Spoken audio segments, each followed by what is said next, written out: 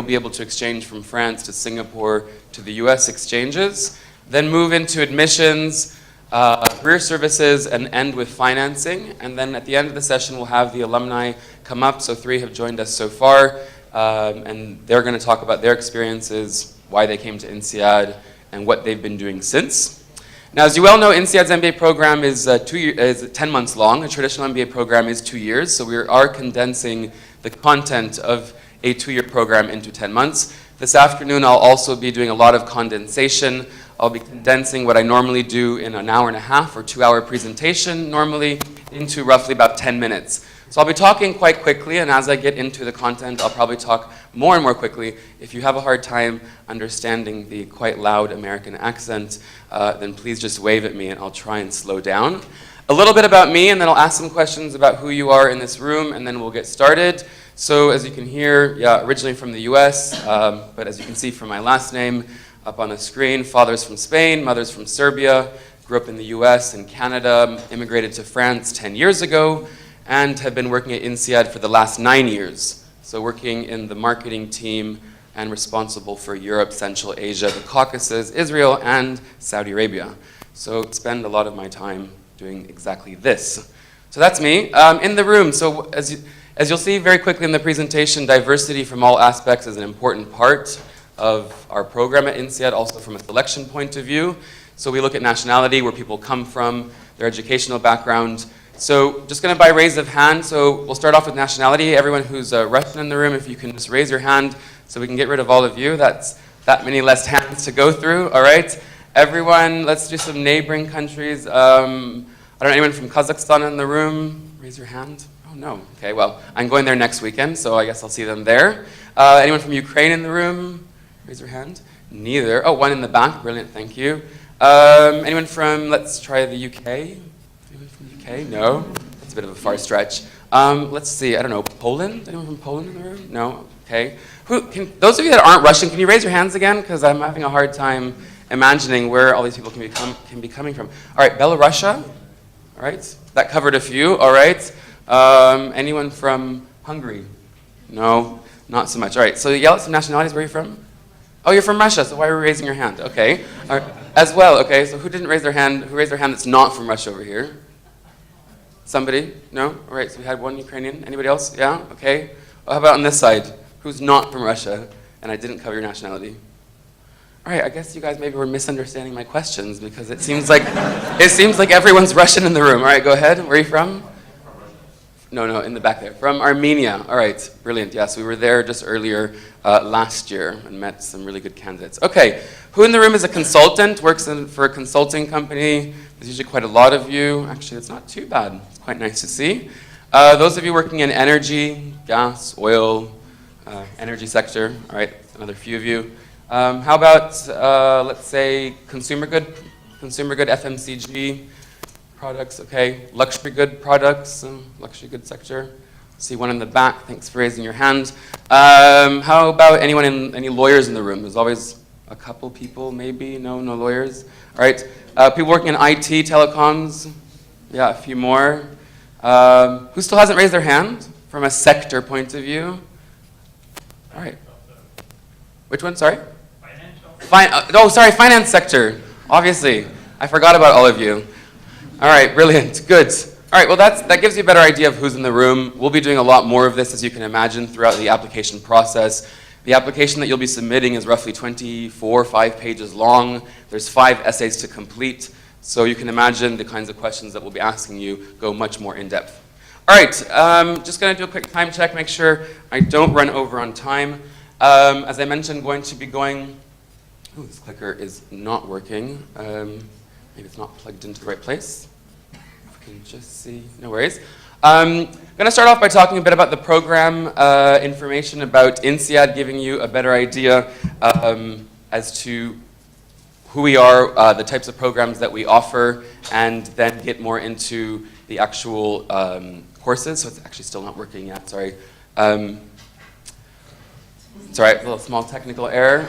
I don't know what that means. Sorry. Okay. So we'll see. I'm not sure if someone's actually going to sit there and click through all of this, because there's a lot of slides to go through. No. All right, well, let's just start off with this. To give you a better idea of the different programs that we offer, I'll be covering primarily for today the full-time MBA program information. As you can see, we have 1,000 students divided across our 2 intakes and 2 campuses. So you'll have 2 options to start, either in France or in Singapore, and 2 intakes to start in either in January or in September. The other programs that you see there, we've added throughout the years. So when INSEAD was founded in 1957, it started off with just the full-time MBA, and then we moved into executive education, the PhD, the executive MBA, and the Master's in Finance. So if you have questions about those programs, you're welcome to see me after today's session.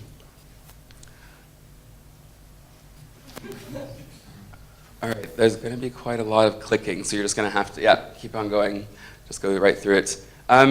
Actually, while I'm talking, if you go into the meeting room, you have my laptop bag, and if you bring it, I have a clicker in there.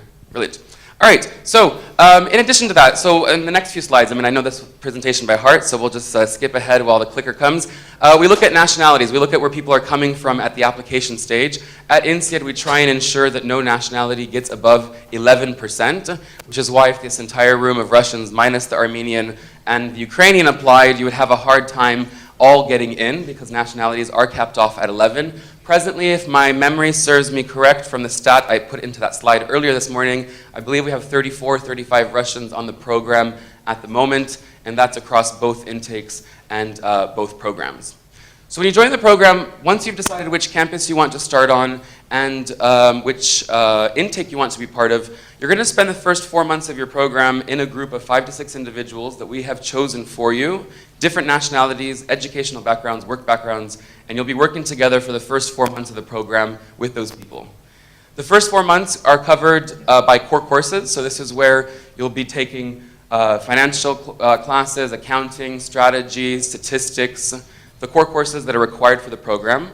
As you get towards the middle of the program, which is roughly in period 3, you'll start taking your own electives. So this is where you have 75 plus electives to choose from, and you'll be then going through the different elective options that are available in France and in Singapore and deciding which classes you want to take. So if you want to kind of direct your focus of the program more into finance or accounting or strategy, you will be able to do that.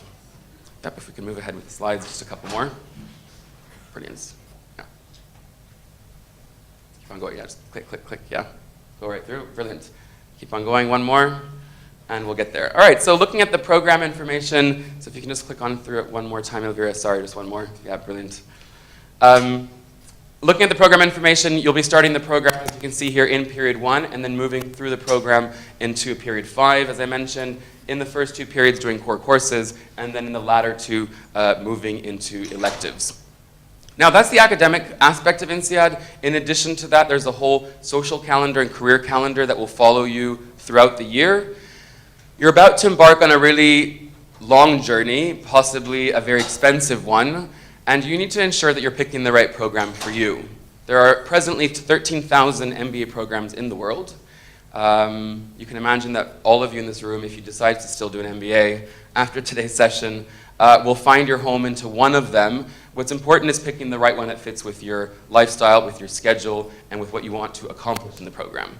That being said, if you're about to put down 65,000 euros to come to INSEAD, you want to make sure that you've picked the school well, that you know what you're going to get, but also that you're going to enjoy the program. If tomorrow I had to give you an option of doing something with 65,000 euros that you're going to enjoy, or doing something that you're not going to enjoy, I can imagine that you would pick the thing that you're going to enjoy. It's a lot of money to invest. So in addition to the academics, in addition to working very hard, you're going to be spending a lot of time with your fellow classmates, studying, traveling, partying, socializing, participating in clubs, group activities. So clubs, so if you can click through a couple more slides, Elvira, if you just can go through, yeah, brilliant. One more, keep on clicking through, yep. You'll have a quick look at the social calendar, and you'll be able to see that throughout the year there's a lot of different activities that you'll be able to participate in. So if you can just go back, sorry, this is, yeah, just go back, yeah, brilliant. Yeah, sorry, if we just, because it's going to be a bit hard, if you can just get my laptop bag from the meeting room, just bring the whole bag. Yeah, I didn't find your laptop, but we'll have a new clicker. Brilliant, okay, just because this is a bit hard going through that, yeah, brilliant, thank you. So in addition to the academic aspect, you will be able to participate in different types of clubs. So private equity club, entrepreneurship club, the INSEAD Women in Business Club, and these are all ways to get and spend time with your fellow classmates outside of the classroom. So had a quick look at your academic schedule, then you're gonna have a social schedule, also be traveling a fair amount. So we have quite a lot of sports teams, and students will travel to other business schools and compete in international business school competitions. And then finally, on the social aspect, we would have national weeks, which take place throughout the year, where we highlight groups of nationalities on that campus, and they have different social activities, guest speakers, and sporting events that take place throughout the year. So that's academics, and then social aspect. Going to move into career services. The career services also has a calendar which will start from the minute you set foot on campus and follow you through towards the end of the program, hopefully then getting you the job that you'll have towards the end. So when you join the career services calendar, from the minute you set foot on campus until the day that you graduate, you will be involved in various types of activities. At the beginning, you can see the information or what's being covered may seem a bit light. That is because you're adapting to a new school, a new campus, a new location, adjusting to a new group of individuals. So it's allowing you to have the time to focus on the academic aspect of the program. Then as you start moving through the program into period 3 and then in 4 and 5, things do intensify. This is where companies start coming onto campus for sessions like today. They then move into coffee chat sessions. I kind of refer to them as speed dating sessions. It's where you sit down with a prospective employer for 20 minutes, you exchange CVs, business cards, and essentially the candidate sells themselves, per se, to the prospective employer that's there. So that starts taking place in the middle of period 3. And then towards period 4 and 5, you are traveling a fair amount to off-campus locations to do second, third, possibly fourth round interviews for jobs. The goal is at the end of the program to have a job, obviously. Otherwise, something's going wrong in the matrix. At the moment, the statistics that we publish covers people 3 months out, and we're roughly in the 92% for the class of 2012 had a full-time offer within 3 months of graduation. We're in the process of preparing the statistics for 2013, crunching those numbers to give you an idea of what happened last year. All right, going to speed through into some statistics. For those of you that will be meeting me later for one-to-one sessions, I'll be giving you the brochures that cover all of this. For those of you that unfortunately I'm not able to meet, keep in mind that 80 plus people wanted to meet with INSEAD, and I'm only one person and can only meet with 14 of you, so I had to pick 14 people to meet with today. So if I didn't pick you, do not take it personally. Your profiles were interesting. It just meant it's a matter of time, or maybe that you might have been interested in our executive MBA program. But I will have brochures that you can pick up covering all of this information. If you want the statistics as to where people are working, how they found their jobs, how much money they're earning, and where they're going to. An important aspect of INSEAD stats is going to be the aspect of career change and global opportunities.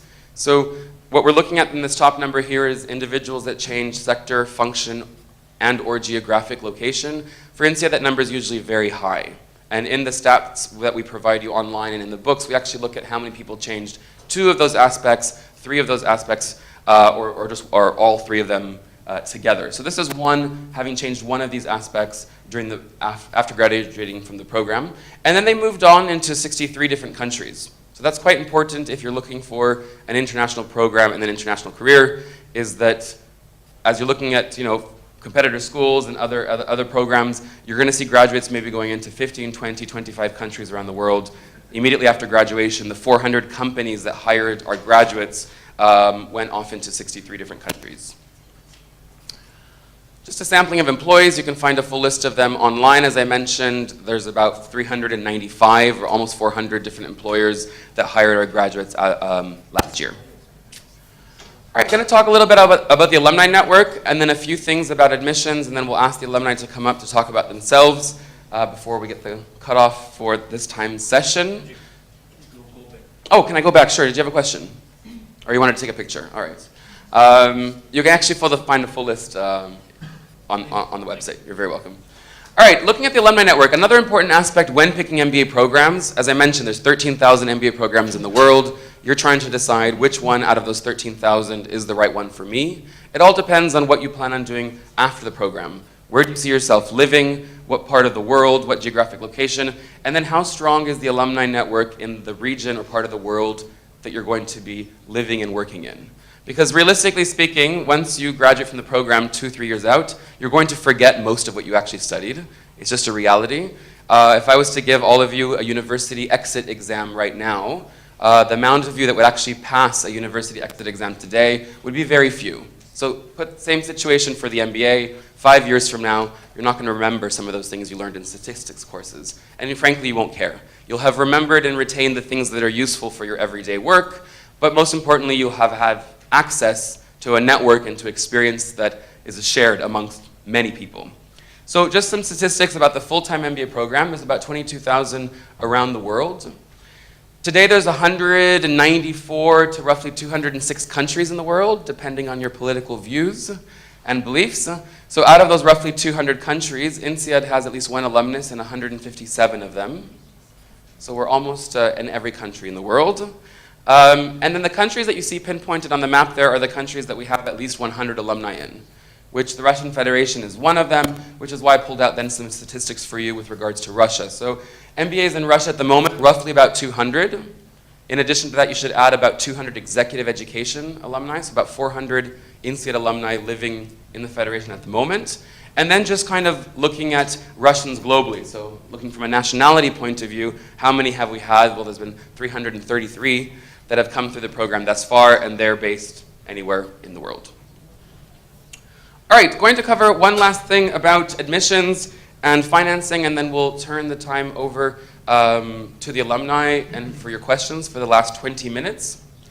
This is looking at the admissions criteria for the MBA program. We're going to be using these 4 criteria to evaluate your application. This will also be used for the alumni when you're doing your alumni interviews to have admission to the program. They're keeping these 4 criteria in mind, and they come out in various aspects of the application. So I'm going to quickly go through them and explain to you how we do that evaluation for the different criteria and in which areas they come out.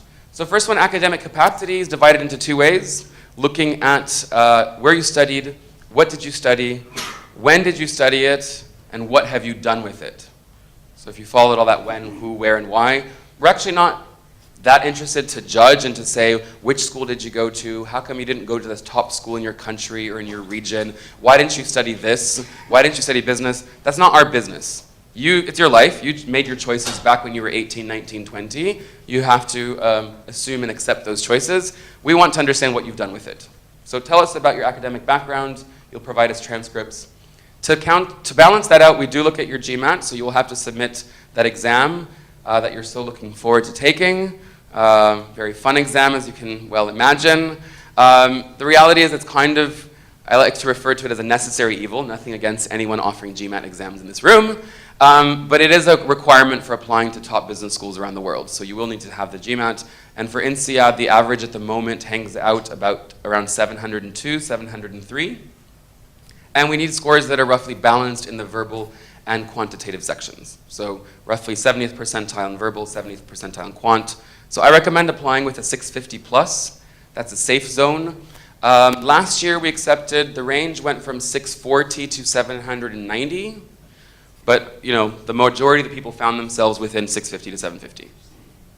Second aspect, leadership potential, looking at everything. Leadership from a professional point of view, but also from a personal point of view. So professional, leading teams, budgets, projects, people, proposals. Personal, though, is a bit more difficult for some of you because you're working a lot. You have very little spare time.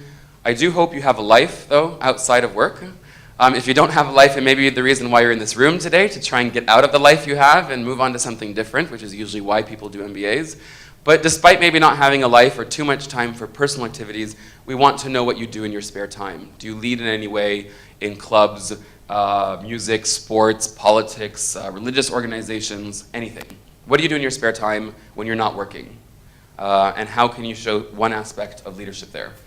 Third aspect, ability to contribute. So this is where we take, so Ekaterina here in the front, and if you can turn your badge around, what's your first name? Sorry. Vitaly, so we just, imagine tomorrow morning, Katerina and Vitaly get an admissions letter from INSEAD. Congratulations, they're super excited, they sat in the front row, and I graciously, because they're very friendly, just gave them admissions to the program. So if they were admitted to the program tomorrow morning, I would need to know already via their application what they're going to contribute to the program as individuals. Who are they? What are their passions, their dreams, their goals? Do they have a sense of humor? Do they not? Does Vitaly think he's funny but doesn't realize he's actually not that funny at all? You know, I don't know, is Katerina really good at playing volleyball? Is Vitaly part of a band and likes to play the guitar? I don't know. These are all things that they're going to bring to the program with them. If they were admitted tomorrow morning, we need to know everything about you. We're very curious people, and I know that culturally speaking, in many parts of the world, talking about personal information is not either looked at very positively upon or not culturally common. I know that when I come to Russia, when you sit down, someone's not gonna sit like an American does in front of you and just gush out and tell you their whole life and all their personal details the way other cultures do. We understand that. You don't have to be like other cultures, but you have to be a bit more open. So I need to hear about all your personal interests and aspects so that if tomorrow morning they were admitted to the program, when I have to put them with another group of individuals, different nationalities, I know exactly who they're going to be and what they're going to contribute to the program. Last aspect, international motivation. So here looking at where you've lived, studied, traveled to, everywhere you've been. So some of you may have had the opportunity to live outside of Russia for study, some of you may have not. Some of you may have worked outside of Russia, some of you may have not. Exactly. We're not here to judge that. Each person has had their own opportunities, their own lives, and you took advantage of them as you did. Regardless of what you've done thus far, we want to know what you plan on doing in the future. So if you haven't studied or worked outside of Russia, then we want to know, do you work with an international company, work in an international team members, etc., and then where have you been on holiday, vacation in the last 10 years, and how can you use that as an aspect to show international motivation? So that's the 4 criteria. They're roughly equaled and weighted quite equally. So if you're a little bit deficient in one aspect, you probably could make up for it by the other. But when we're looking at applications that do not get accepted to INSEAD, it's usually because 1, 2, or 3 of these aspects are significantly deficient. So we're not going to reject your application just because you have a bad GMAT. It's going to be a bad GMAT in addition to lack of international exposure, in addition to nothing to contribute, or you were too private that you didn't tell us about yourself. All of those aspects together would be a reason for an application not to be accepted. Giving good enough details in each of those areas would mean that you would move on to interviews, which are conducted by INSEAD alumni in your city and country of residence.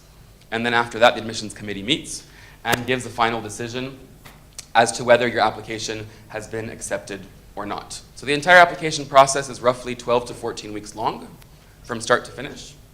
And hopefully then, as some people got the announcement day before yesterday, I was meeting with some of them for drinks last night, you get a phone call by one of our colleagues in Fontainebleau to let you know that you have been accepted to the program. All right, going to cover one last slide about financing and then ask the alumni to come up for the last portion here. As I mentioned at the beginning of today's session, tuition fees are presently at 62,500 euros.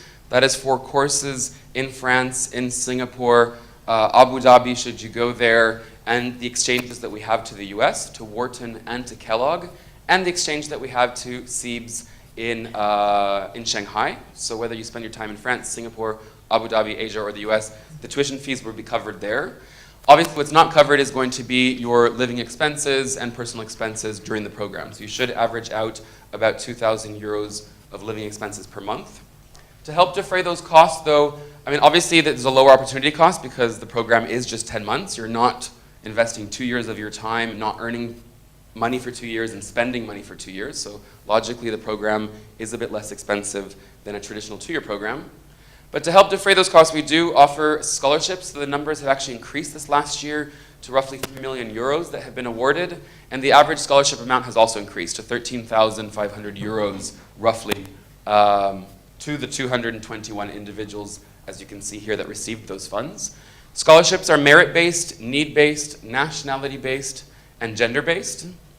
A good example is actually this room, and we were actually talking with the alumni last night. If you look around this room, probably gender diversity is roughly 50-50, if I'm not mistaken. That says a lot of positive things, not only about Russia, but also people in the business industry. I do these presentations all over the world. I had a similar room in Zurich just 2 weeks ago. I think there were probably 4 women in an entire room roughly this big. So to help increase the gender diversity on the program, we have scholarships that are dedicated just to women. And so, sorry guys, you won't be able to apply for those, but you will be able to apply for the ones that are merit-based or need-based or nationality-based. So go through our website, do a process of elimination, and see which one can apply to you. All right, going to ask the alumni that are here to come up. They're going to introduce themselves. Just go ahead and start coming up now for the last about 10 minutes that we have here. Oh, well, thank you. You're welcome to clap for the alumni. Yeah, whoa. What they're going to do is introduce themselves, tell you where they're from, where they studied before INSEAD, where they worked before INSEAD, and what they've been doing since. And then we're going to open up for some of your Q&A, and then the session will be done, and we'll pass off to the next school. So if you want to start off here.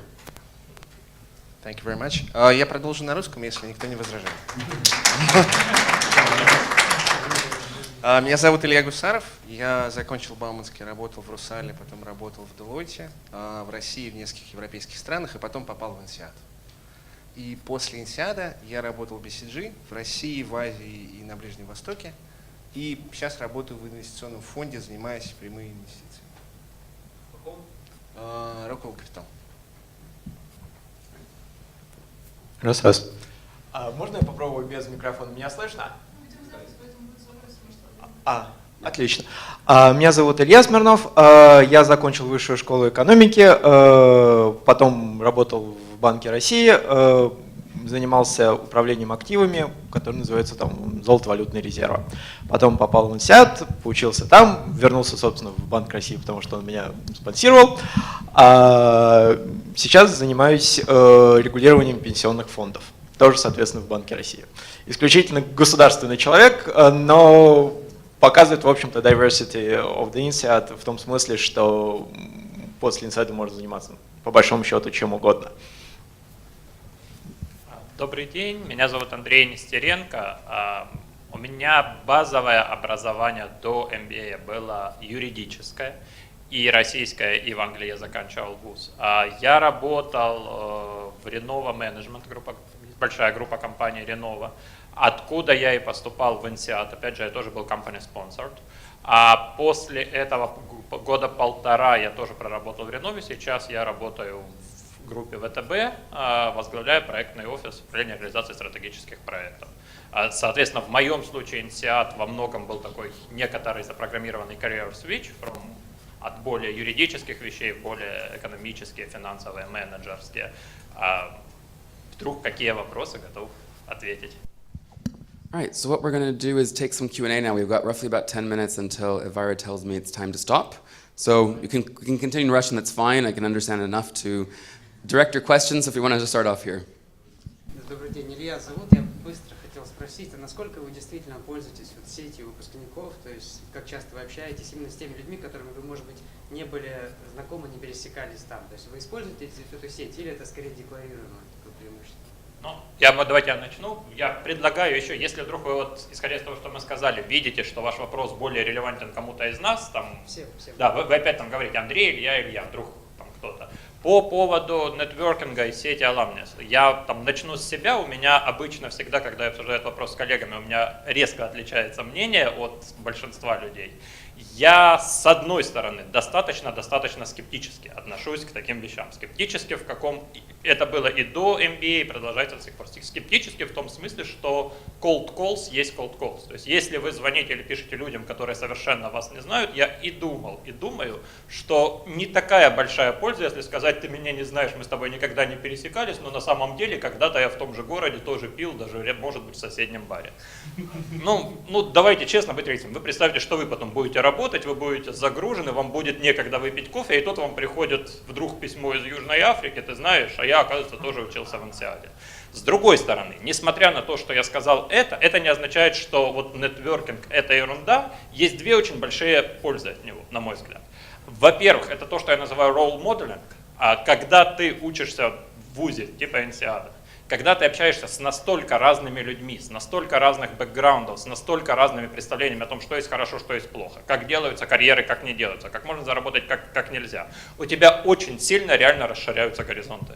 Ты понимаешь, что мир устроен не только так, как ты это видел там, в Москве в каком-то локальном месте, а гораздо шире, гораздо интереснее, гораздо по-другому. У них это можно спрашивать подробнее, с ними это можно узнавать, говорить, немножко не понял, а почему так, а почему здесь не так. Это реально очень полезно, это очень обогащает ваше представление о мире. Ну и второе, несмотря на то, что я сказал на нетворкинге, но обычно все приезжают и оставляют после этого 2, 3, 4 очень близких друзей. И несмотря на то, что 4 это не 10 тысяч, 4 неожиданно очень близких друга с сильным бэкграундом, с сильным там карьер-ориентом и так далее, это очень много на самом деле. Это колоссально много. Ну, это не сотни, это не тысячи, но 4 таких человека, которые появились в твоей жизни, там, 2 в Москве, 1 в Лондоне, 1 там где-нибудь в Мумбаи, это колоссальный плюс. Собственно, вот все. Вдруг какие-то еще мнения? Я бы еще добавил с такой точки зрения, тоже 2 аспекта. Во-первых, что если у вас вдруг выбивается свободный вечер, вы всегда можете найти с кем выпить, потому что регулярно приходят какие-то предложения. А вот ты знаешь, а я в Москве, мы с тобой, конечно, никогда не встречались, но, может быть, стоит там посмотреть там, с той точки зрения там, делать бизнес или с точки зрения, что ты, может, просто расскажешь, что в Москве есть. И с другой стороны, это, я еще раз подтвержу, согласен с тем, что сказал только что 4 друга это лучше, чем ничего, особенно 4 сильных друга. Но, как правило, e-mail, начинающийся со словами «Привет, я из INSEAD», вы не нажмете автоматически кнопку «Delete». Вы предварительно, ну, хотя бы пробежитесь глазами, о чем это. Со словами «Привет, я нигерийский принц, которому нужны деньги на восстановление своей империи», вы отправите в помойку сразу же. Вот какие-то такие аспекты. Я скажу о своем впечатлении. Мне приходят иногда письма от ребят, которые учатся или которые закончили. И я с большим удовольствием, если могу помочь, или как-то у нас есть совместные какие-то интересы, с ними встречаюсь, переписываюсь и так далее. Поэтому у меня немножко другое впечатление на этот счет. Мне лично аламны очень помогли и в моей текущей карьере, потому что действительно появлялись новые возможности, о которых я даже не подозревал. И просто социально, потому что очень приятно встречать ребят, которых ты видел или не видел, которые заканчивали INSEAD. Ну, как-то мне просто интересно с ними пообщаться. All right, let's continue on with questions. We've got about 8 minutes, so questions going forward. Actually, what we'll do is just if one of the alumni can answer them, otherwise if we have to go through every single one, we'll be here until tomorrow. So go ahead in the back. Добрый день, меня зовут Светлана. Хотела вам задать вопрос. Какое среднее количество людей в каждом классе? Я понимаю, что вы не в одном учились, в разных. И какой процент предпринимателей, топ-менеджеров или там менеджеров среднего звена, если там есть какой-то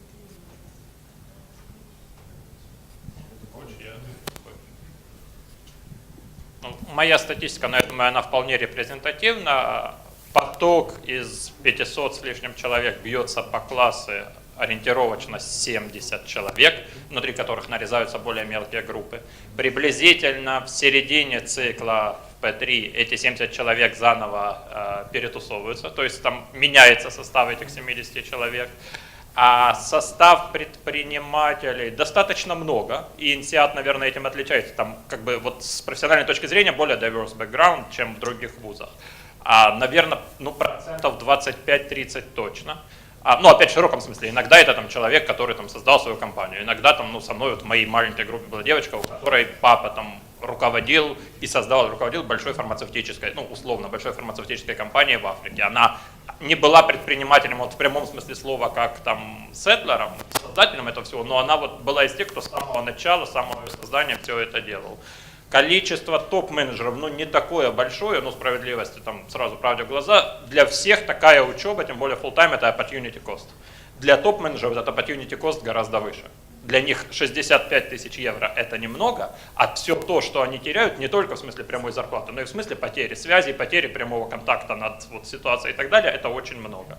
А такой middle уровень, upper middle уровень достаточно много, тоже процентов 30-40 вполне. Спасибо. All right, next question from maybe over on this side. I heard someone say something about, there we go, in the back. Добрый день, меня зовут Камал.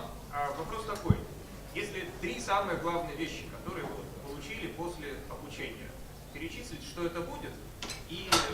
часть вопроса, стоило ли то время, эти деньги, которые вы потратили, вот этих вот 3 вещей? Много, мало, затраты, выгоды? Спасибо. Ну, я попробую. С точки зрения 3 вещей, может быть, это много. Основная вещь, я бы сказал, что это diversity, что ты начинаешь смотреть на мир гораздо более широко, как Андрей уже сказал, чем это было, чем ты видел это, там, я не знаю, даже если у тебя есть experience в Москве, Нью-Йорке, Лондоне, и ты занимался и фармацевтикой, и финансами, и всем, чем только можно, после INSEAD все равно это получается за счет очень концентрированного общения с очень большим числом людей, получается очень такой интересный микс, я бы так сказал, очень большой шаг вперед. И с точки зрения персонального развития, и с точки зрения знаний, потому что ты получаешь, получаешь взгляд от очень разных людей на одну и ту же проблему. Дальнейшие моменты, они получаются очень personal, потому что кто-то может сказать, что это был career switch. Для меня career switch не было. Для меня это была возможность посмотреть и Европу, и Азию, причем посмотреть это относительно изнутри. С точки зрения, стоило ли это затраченных денег, я бы скорее сказал так. У нас, как бы это цинично ни звучало, были обсуждения с коллегами, с однокурсниками, с одногруппниками, стоит ли вообще идти в INSEAD, и summary был такой. Но, правда, прошу учесть, что я закончил INSEAD в 2011 году, в самый пик кризиса. Что с точки зрения, если вы в финансах или уже в консалтинге, то туда имеет смысл идти только потому, что для вас это must. Без MBA вы не сделаете следующий шаг вперед, и, соответственно, никакого промоушена не будет. В этом вопросе INSEAD хорош тем, что это всего 1 год потерянный вместо 2 и достаточно социализированный. В этом вопросе не так скучно. А с точки зрения, если вы не из финансов, я имею в виду финансов как IB или что-то типа этого, и не из консалтинга уровня McKinsey или BCG, то рост с точки зрения карьеры, и рост с точки зрения денег тоже достаточно приятная вещь, насколько я понимаю, насколько я знаю, как мои коллеги ушли, соответственно, из того бизнеса, который занимались, в тот бизнес, который был после этого, вполне достойно. Okay, yeah, I think we actually, maybe one last one, if we want to answer one last one, and then we'll have to stop the sessions, if you want to, yeah. Меня Дмитрий Альфин зовут, у меня вопрос ко всем вам, да, насколько я понимаю, то есть как-то вы несколько выше по возрасту, чем типичная масса людей, я так просто на взгляд, да. У меня вопрос, почему MBA не executive MBA, да, второй вопрос, не было ли скучно учиться, грубо говоря, с ребятами, такими вот, а-ля 2-3 года в BCG и ни о чем больше у них в жизни нету? Я могу ответить, мне было 30 и стало 31 на программе, это чуть-чуть больше, может быть, чем средний возраст. Мне не было однозначно скучно, потому что ребята, которые приходили моложе, часто приносили очень интересный свой взгляд. Мне ни разу не было скучно. Почему не экзекутив? Потому что немножко другой фокус. Я для себя рассматривал консалтинг как продолжение карьеры и хотел больше технических, что ли, приобрести навыков. Потому что экзекутив — это более, мне кажется, про лидершип.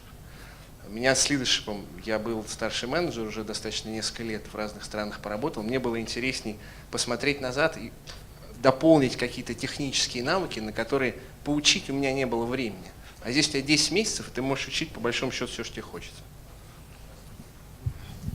Okay. Я бы еще добавил бы с точки зрения, мне было 27, когда я пошел туда, так что, может быть, я скорее старше выгляжу. А с точки зрения executive или не executive, на executive имеет смысл идти, если вы могли принимать решения, действительно у вас в жизни было решение уровня закрытия завода, увольнения нескольких тысяч или, может быть, десятков тысяч человек. Тогда, как я понимаю, вам будет интересно общаться с вашими peers.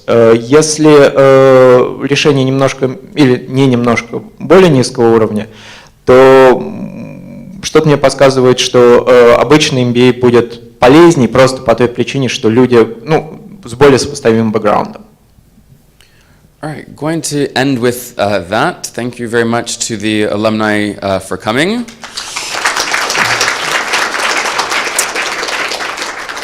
If you have any questions for us going forward, I'm just going to post up here on the screen. Oh, maybe not. В любом случае здесь там сейчас закончится, если какие-то вопросы непосредственно лично кому-то из нас, где-то подходите. Sorry. Andrew, thank you very much for your session. We'll mention that. Thank you for attention. In 5 minutes, we have one other info session from Manchester Business School. Thank you.